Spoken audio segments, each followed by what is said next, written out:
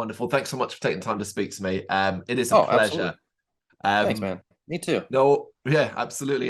So first things first, just kind of check in with you. How are you doing at the moment, and how is everyone in Suffocate Faster doing overall at the moment? So far so good. I recently moved to Australia. Um, the guys are faithfully carrying on the torch without me. It doesn't mean I'll never play a show again, but it Hmm. just means that I've got to get some my own ducks in a row down here. My wife is Australian, and she just finished her American citizenship, so I am down here in Australia to do mine, and then we'll both be dual citizens, and we can travel and work and do as we please, which is kind of the goal. So that's pretty much our 5-year plan. That's what we're going for. The guy I kind of had a well, not farewell show, but I had a last show for a while, right before Yeah. we left, October 10th, I believe, or 9th, perhaps. I don't remember. That weekend, everything was great. It was a great send off. Had a great time.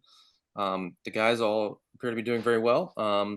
I've got I trained a good friend of mine to fill my spot until I can come back, and yeah, so everything's great. Everything's going well, and enjoying Australia, and the band is flourishing. So they got some shows lined up. They got some Madball shows, and not Madball. I'm sorry. They're playing with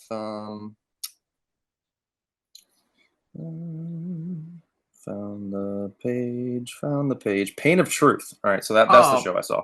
Yeah, so Pain of Truth in November 20th. So that looks like a fun one. Looks like a good one. yeah. So yeah, yeah, and honestly, what's been nice about this band, I came back to the band in 2019, and we started writing new music, and it's just been a lot more carefree. We play here and there, and we have fun when we do it. We get to hang out with each other and like really enjoy each other's company. It's less about um, the business side and more about the fun side. And we lucked out with Smartpunk and them wanting to collaborate with us and get these Yeah. EPs put out. So like it literally has been like a match made in heaven. And I've actually really, like I said, I've really enjoyed just the low pressure, like enjoy everybody's company, like just have a good time with old friends and new ones, and just enjoy playing music like that way again. I think you get to a certain point and a certain age where everything has to be a certain way, or if it's not lucrative you don't do it, or if it doesn't, like it's all these things where you go, all right, let's just not worry about all that stuff and let's have a good time. Yeah. So it's been really great. It's been awesome to be back with the band, and playing new music and writing new music, and then all the new music is going over well live, and it feels good to play, and all the things that you want to come out of new music is and it's being well received. So it's just like it's great. It's a combination of all the good things. So I would say everything's great. Fantastic. Did that does Yeah. that relaxed feel that you've got, that relaxed attitude that you currently have within the band, has that made this, well, let's be honest, an incredible life choice shift in your life? Has that made it Mhm. easier to kind of just do that? Yeah, I mean, and honestly, like it leaves the stress out of it. So like we're just like, oh well, who are we gonna get to play guitar when you're not here? Obviously I want the band to continue without me. Of course. And it was just kind of one of those things where it's like, yeah, who's the best fit? Like who do we want to play? And then, you talk to your old friend and you go, hey buddy, hey John, do you want to play some guitar? And he said, yeah, sure. How much time do I have to learn everything? Because you know how that goes. It's Yeah. like, is how much pressure is on this? Do I need to do it tomorrow? Do I have a couple weeks? Um, but yeah, it took all that kind of out of it. And then the other thing too is like, yeah, whenever you come back, we'll play shows. And I said, all right, cool. So it's just kind of like have a good time while I'm not here, and I'll see you guys hopefully sooner than later. Yeah. And honestly too, it makes moving easier. Like there's like no pressure that I'm missing something. I mean, sure, I'm missing shows, but at the end of the day, it's one of those things where like carry it on, boys, keep it going. I'll see Yeah. you when I see you. So yeah, I mean, it is great. I would say it has made it quite a bit easier. That's good to hear. It's good to hear because, of course, we are gearing up for the release of This Is the Way Volume 2, your new EP, Hmm. out November Very 17th excited. via Smart Punk. But Yeah, very first, excited. Yeah, yeah, and we have the single first as well, Time Flies, which, as of the time recording, is out in what October 19th. So Oh wow, okay. tomorrow. Yeah, Yes. that's sooner than later, right? Yeah, absolutely. Yeah. Talk to me about your initial thinking regarding making This Is the Way 2 volumes with 2 tracks on each. Um, well, so I will tell you this: the second one ends up with three because of the cover. Mm, That being said, it was one of those things where I mean, I'm sure you've talked to enough people and you understand where the music industry is right now. yeah. Most people don't have the attention span to digest a full record, and uh, I mean it. Obviously, that comes down to artists and certain things, but I really feel like it makes more sense to create songs you can put more time into and Uh-huh. more effort into, and then you're not filling up a record full of fluff, full of songs you're never going to play live, full of, you know, just, I mean, just filler. Like, and I feel like not every band does that, but a lot of the time, you you have no control over what goes over well live and what doesn't. So the nice thing about putting out two songs and then putting out two more songs and or putting out a cover in between the two more songs Yeah. is it gives everyone time to digest each song individually and lets them get excited about more songs. And you know how it goes, sometimes it takes a few listens through a record before you like really find the songs you like, and Mm-hmm. then you listen again and then you're like, oh cool, I really like, let's just say these three songs are great, but you can listen to the record and go, okay, they're never going to play these songs live. Like I'm never going to get to experience these songs. Fair. So like it's great. I'm glad that this music was created, but it just feels like it was created with no purpose other than making sure that the record was full of songs. You know what I mean? So I like the fact that we can take our time. I had more time to create. I had more time to fine tune, more time to um, sit with the label, sit with the PR company, get through things, do interviews, do podcasts, like Yeah. get all that stuff happening, and it spreads all that out. Um, so it's not just slammed into a week and then or two, and then that 2 week of promotion just goes straight down the drain because now you released a whole record, Hmm. and we're not the kind of band to put out um, music videos or this, that, or the other thing. So it's just like this is the material we have to promote, Yep.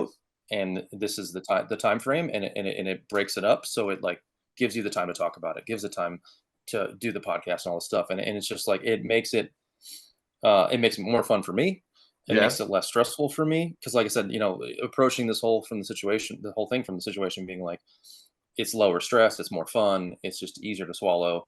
Just everything about it makes it is all part of that whole the whole process of the approach of this band right now is just like taking it easy, playing when we play, having a good time when we do, you know, putting ourselves in the right situations and just enjoying ourselves. So Uh, it kind of is just a continuation of that thought process. So is it easy to keep that thought process at the forefront of your mind because it is constantly, and as you said, an ever-changing world, and it is high pressure, and there's always going to be demand for you to do more, as you say, maybe do music videos and so on. hmm um, you know, it's funny because I've I carried a lot of stress just in general Yeah. to get. Well, I've kind of always done it. I think it's part of like our functionality of our brain is just being like a certain amount of anxiety is necessary just to get the work done. You know, when you're Yeah. spending the time on the road and you're getting out there, like you have to be motivated and anxious enough to give a shit enough to make sure your product is good enough, right? So Hmm. there's always going to be that, right? That is always going to be there. I think it's just a matter of taking that and being as professional as possible, Hmm. and then trying to just relax. And that's what I spent a lot of the last couple of years doing, is just trying to relax. I spent a lot of time with my other band, just really stressing myself about situations, because I couldn't draw the line between business and then the Hmm. pleasure that comes with playing music, right? Yeah. Because when you're working for yourself and you're doing all the work, it's hard to draw that line. It's hard to like make sure you get to the show on time, make sure you get paid, do all these things, make sure you sound great, make sure the sound engineer taken care of, how many pre-sale are there, all that stuff that goes into the show, and then be able to turn all that off and enjoy myself during the set, and then turn it right back on when the set's over, pack up my stuff, get everything going, get on to the next show. So it's just like, with this band, I made sure that I just wasn't stressing about those things anymore. So, um, I guess, now that I've babbled on enough here, I've kind of forgotten what the real question was here. But I really feel like, pressure will always be there. Yeah. Um, it's just a matter of just managing it properly, like just having the experience to be like, okay, like obviously everybody wants to make money. The label wants to make money. We want to make money. We want to sell product. Hmm. You want to have people to talk to. You, you know what I mean? Like it's all part of the machine. Um, you just gotta kind of roll with the punches and have the best time you can. Is that attitude kind of lowering your expectations for what you want from both these EPs? Do you have any expectations of what you would like to kind of get from the releases? The expectations. You know, Hmm. I've always been a realist. Yeah. You when you go into a situation like this, you're like, okay, cool. Well, I know what I can expect from what my ability is, what I can write, what I can do. Yeah. You choose a label to work with, and you go, hey, what does this label do? What are they capable of? You know, and then this, that, and the other thing.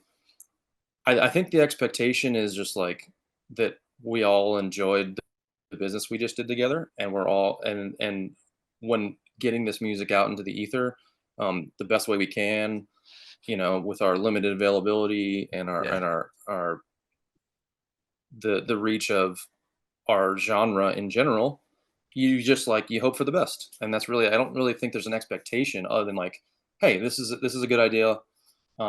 I had an existing relationship with the label, one Yeah. of the members, and it's just like I brought it to him, and he was like, "Yeah, let's do it."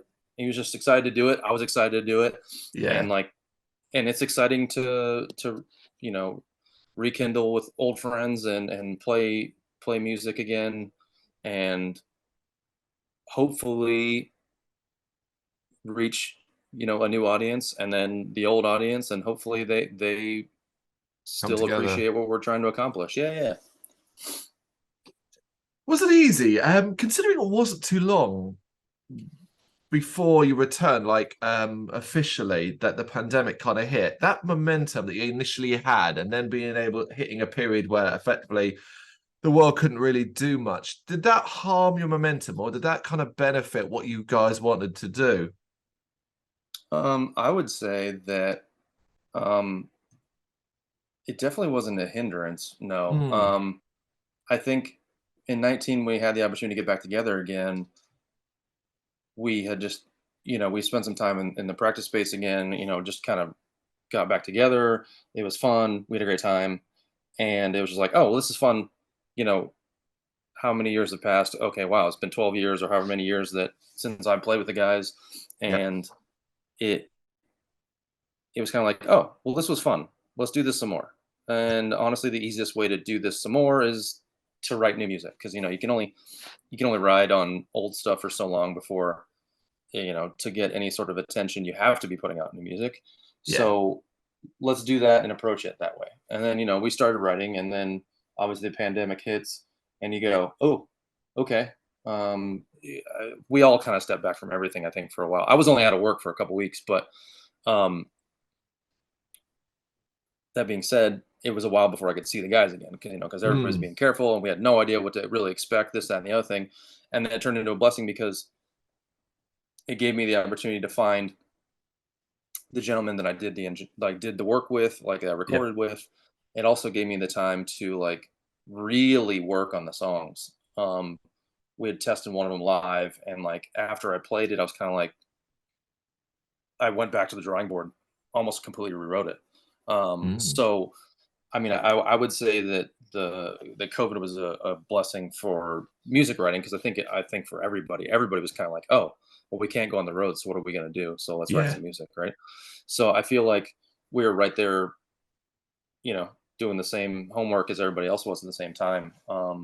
And I think for me, it just let me be even more calm about it and less rushed and Mm. less anxious about it, because I was just there was no pressure. It was just like, oh well, no one's doing anything anyway, so just, you know, take my time Take your and do it the time. right way.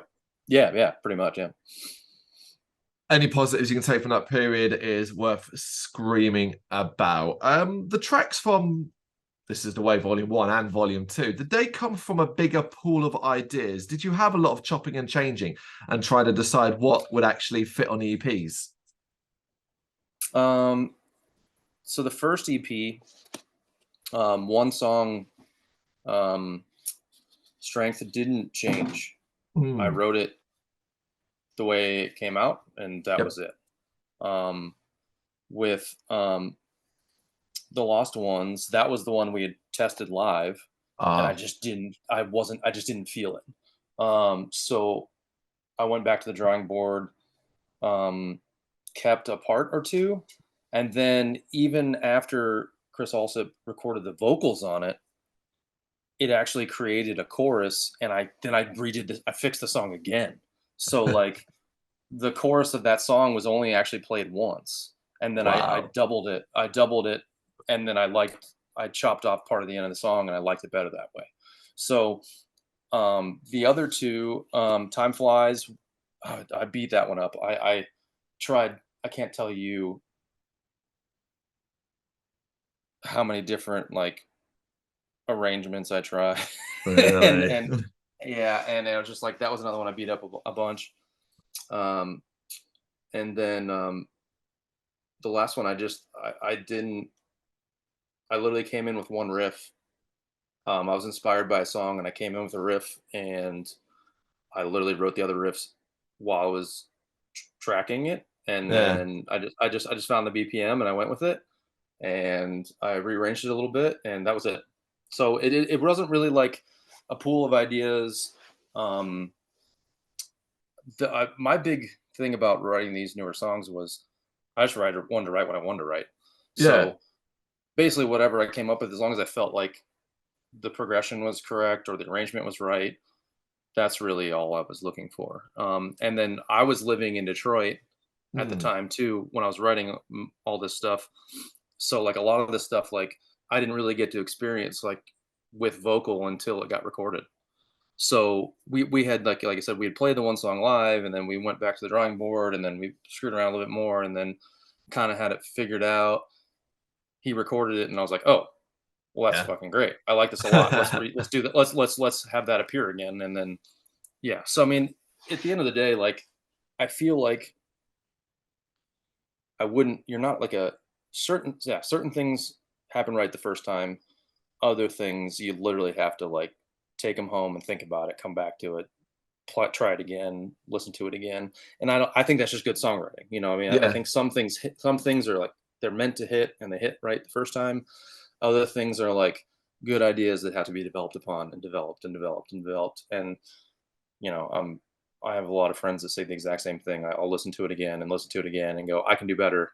Mm. What's or that transition could be better or whatever. And they come back to it and they make sure that you know it comes out the right way. And yeah, I mean, it's all just so organic sometimes. It's just like, oh, that worked out. That was perfect. Cool. That's exactly what I was trying to do. Exactly what I was trying to accomplish, and it happened the first time.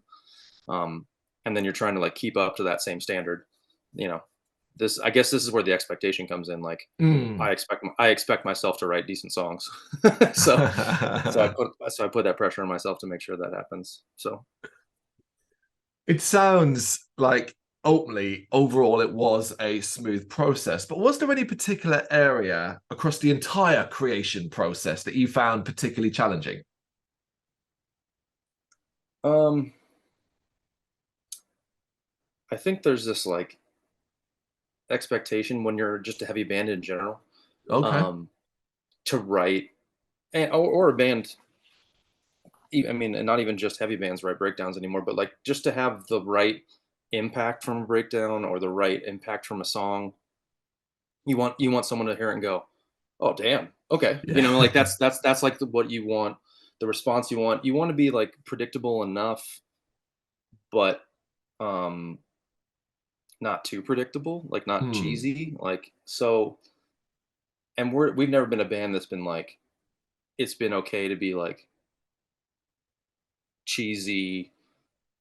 I don't know. I guess the best way to describe it is that you show up to band practice, you're like, it'd be ridiculous is if we did this. And everybody goes, I don't think we can do that. And you go, well, maybe we should because it's so ridiculous that it'll be awesome.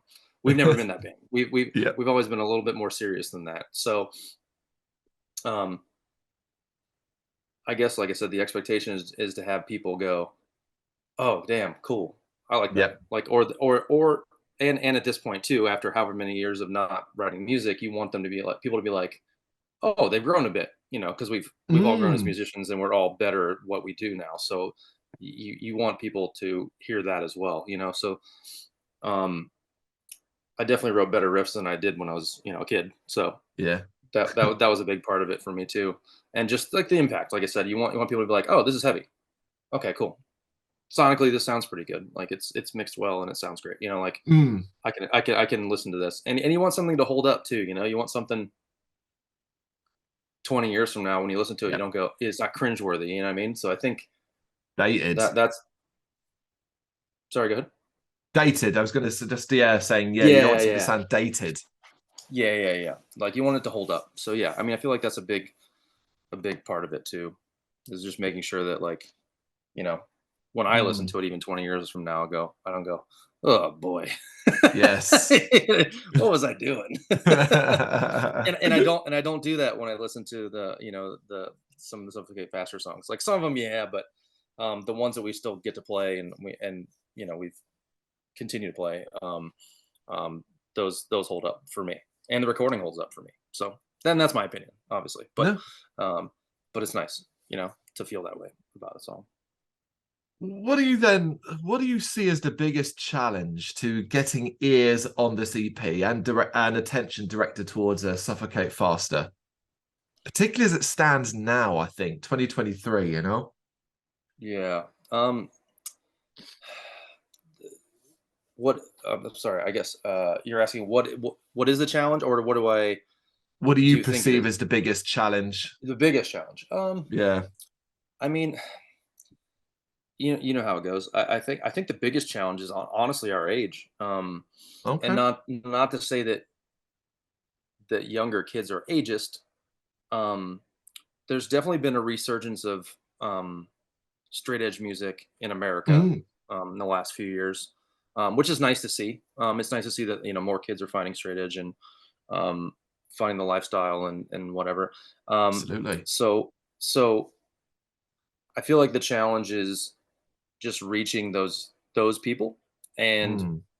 when you take a hiatus, if you will, through a certain time period where like so when we kind of took our time off, Yeah. MySpace was definitely a thing, but Facebook was definitely not as prevalent. Mm. I know it's kind of taken a backseat to Instagram and TikTok now, but when you're a little bit older dudes, you can't be cringy, right? Like we can't be we missed TikTok really, we missed Instagram mostly. You know what I mean? Like, and we've done our Mm. best to try to you do your best. Yeah. Social media is a very difficult beast, and it's constantly changing. And I'm not saying because of our age we don't have the ability to harness it. Yeah. I just feel like you know we're a little out of touch with the younger people who are you know the new straight edge kids, like the Right. bands they're listening to. We're not playing shows with those bands. We're not on the label with those bands. So, that is what creates, I think, the biggest challenge is just like when you didn't like we didn't start an Instagram account when Instagram came out, so we Yep. don't have all those years of accumulating those fans, even though we may or not have been as active or maybe playing a show here or there, this, that, and the other thing. And I think that's the real challenge is, and even if a new band right now starts, like you have to hope that you're either on the right label or you're on the right tour or you get the right hyped up song to Yeah. grab all that attention to get that. So at the end of the day, I think it's not even just our biggest hurdle. It's I feel like a lot of bands' largest hurdles. Yeah. I think you pretty much just nailed the entire experience of every band there, not just specifically to you, but just what every Yeah, band goes through. yeah, yeah. I mean, it's very difficult. I talk to my wife about it all the time. It's just like I'm obviously in Australia now, and I'd like to pursue some new projects down here. Because there's some Yeah. other guys that I know down here that I wouldn't have been able to be in a band had I not be here. Currently. So it's just like it's exciting to think about, but then I also think Mhm. about like, oh, well, starting from complete scratch, um, in an environment where creating all that new hype and new social media, new whatever, and it just sounds like a very, very large headache. And kind of deletes any of the whole approach I'm trying to have, relax, like stress Yeah. free, just enjoying music again, as a fully functioning adult, um, kind of a little counterintuitive to that, but we'll see where things take me in the next couple of years.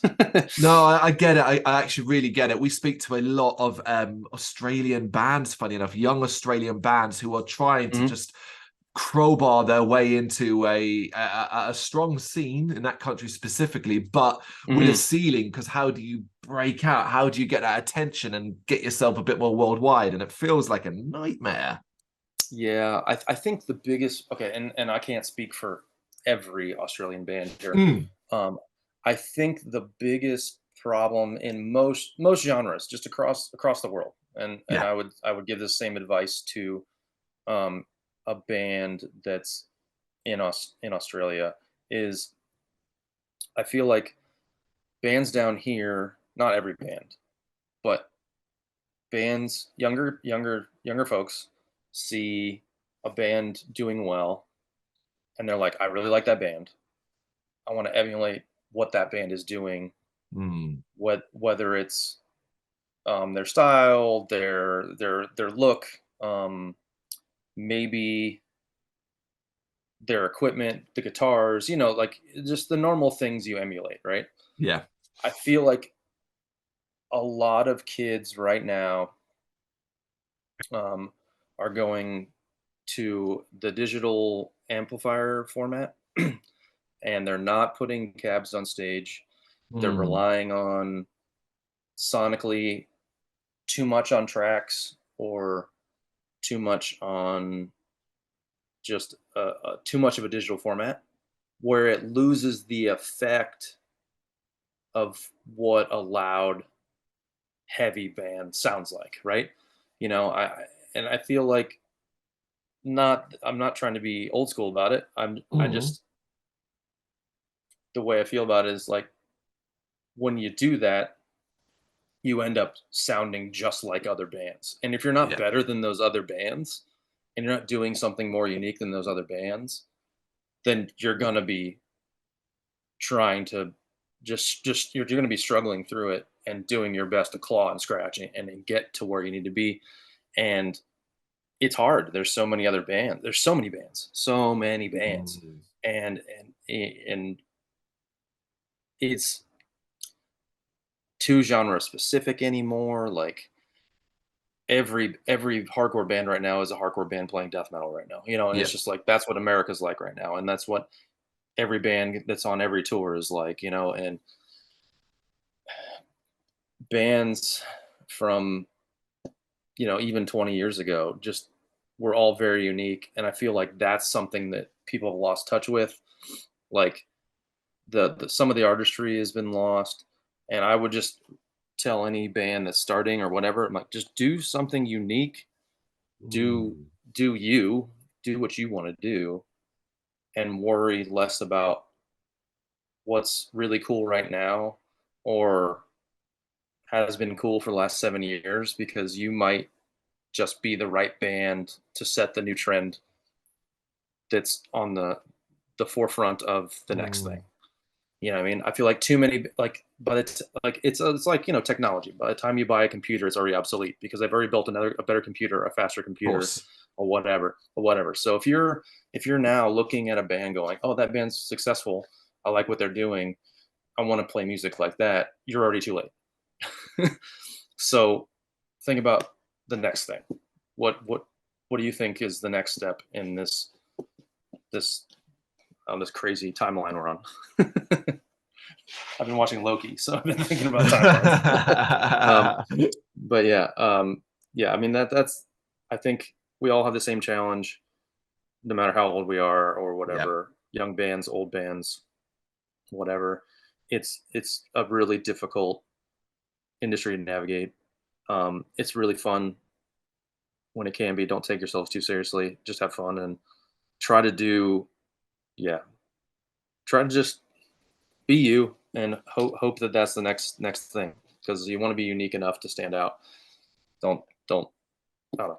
You know where I'm going with that. I do, and you've kind of nailed it there as well. Most important thing of all, continue to have fun. So Yeah. that kind of brings me to you guys and plans, I guess, into 2024. Are you looking at 2024 at the moment, at what you potentially can and can't do? Um. Well, so I've told myself, and my wife and I have decided too, that we're going to at least get um to the States once a year, at the Hmm. very least.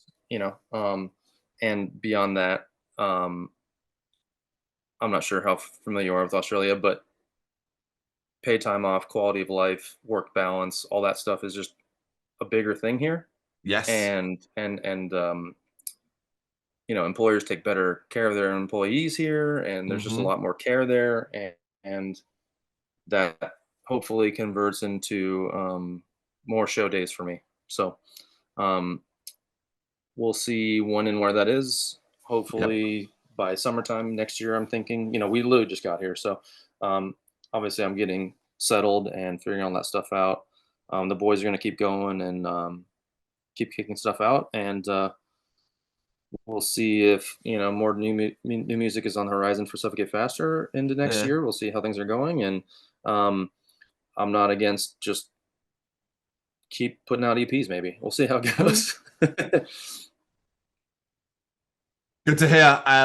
But we're getting ahead of ourselves. That's next year. Right now, November 17th, This Is the Way, Volume 2. And of course, October 19th, the first single from that. Time flies. Chris, before we wrap this up, we have a section at the Mhm. end where things change a little bit. You can't see them, but it's in the skull. We call Ozzy Osbourne.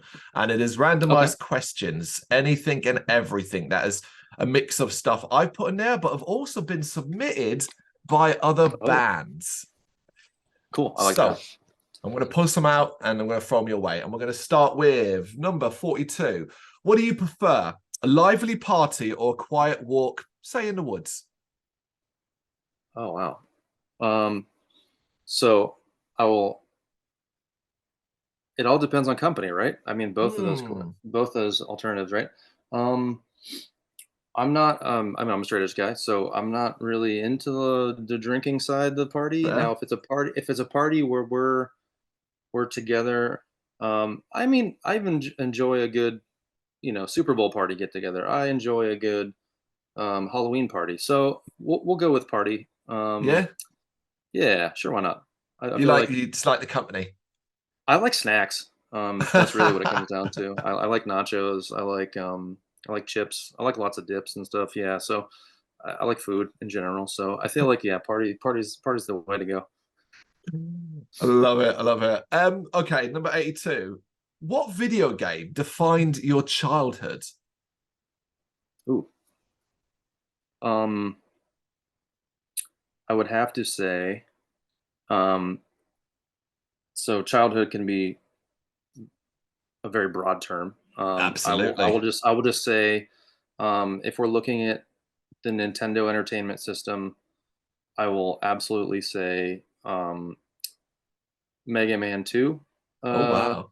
and then I will, for Super Nintendo, Super Mario World indefinitely. And then, so that was like, so I'm born '83, so Yep. I turned 40 this year. So yeah, I mean, I love, yeah, I mean, those two really. I mean, like those are the two that specifically jump out like immediately. Um, Mm. I think it was probably '89 before I got a Nintendo. Yep. Um, and uh, just something about the Mega Man franchise is amazing. I'm sure you can appreciate that.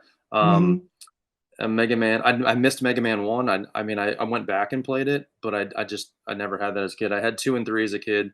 I played those way too much. They're both hard to sell, but they're great. Yeah. And then I just remember when Super Nintendo came out, um, obviously Super Mario World came with the machine, and I still play it to this day. I literally was my buddy and I finished the game real quick. We played it like I think two random opportunities we had to play together, and we just went back and forth, just handed the controller back and forth. We each played a level, kind of thing, and we just played through the whole thing, and it was really fun. So I still remember where everything is and everything, all that stuff. So yeah, those two games specifically define my childhood, I would say. Oh, I love it because that's my era as well. You said you're 83. I'm 84. Mm. Okay, you're on. So, yeah. Okay, number Fantastic. 17. What is your go-to pizza order? What goes on top of your pizza? Um, I'm a plain cheese but extra cheese guy. That's me. Yeah? But that being said, that's if it's just my pizza, right? Yeah. I'll but pizza's all pizza's good. So whatever else is on there is fine. I'll still eat it. Love it. All right, number 66. Oh, it's a big one. Who is the greatest vocalist ever, in your opinion? In my opinion, vocalist ever. Hmm. So this is of all time kind of thing. Yeah. Oh man, Steve Perry's pretty good. Oh, yeah. Um, um, it's such a hard thing. I mean, It is. yeah, Steve Perry, Freddie Mercury, um, Michael Jackson. Yeah. I mean, they list these Let's see who names. else. Yeah, like who else? I just don't think anyone can to beat the one. You know what I mean? So I just yeah, those are the first three that pop in my head. So Yeah, it's three. Incredible. Yeah, absolutely. Okay, mhm. last one then. Number 6. What is the last thing you do before you go to sleep? um, last thing I do. Hmm. Um, I usually I usually pick a position, whether that's on my back or on my front. I always grew up sleeping on my front. I just Oh, like yeah. I think it's um we I guess our parents were taught when we were young to put us on our bellies to sleep. So I'm just most Mm. comfortable in my belly. Um, and then if I fall asleep like on my back, it's because I'm that tired usually. So I'd say the last thing I do is I usually find a position for the extra pillow that I have, whether it's a body pillow or just another pillow that's on the bed. I Yeah. either hold it on my chest or I put it between my knees, so Yeah. like my knees aren't grinding together all night. So that's pretty much that's the last thing I do. I'd say is position that pillow.